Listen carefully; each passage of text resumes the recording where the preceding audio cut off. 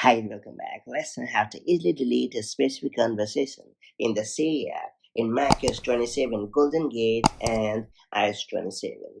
Over time, your Siri conversation can pile up, making it harder to find the chats that actually matter.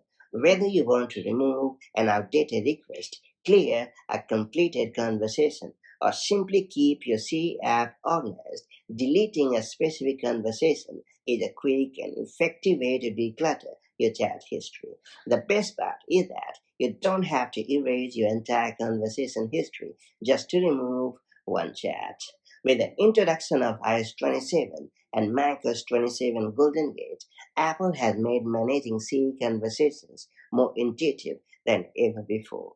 That said, let's get started. So first you have to launch the Siri app on your device, and then you have to navigate to the specific conversation. After that, you have to right click on the conversation in question or just long press on it. Then you have to choose the delete option in the menu and confirm the action if prompted, and that's pretty much it. You can repeat the same steps to delete more useless Siri conversations.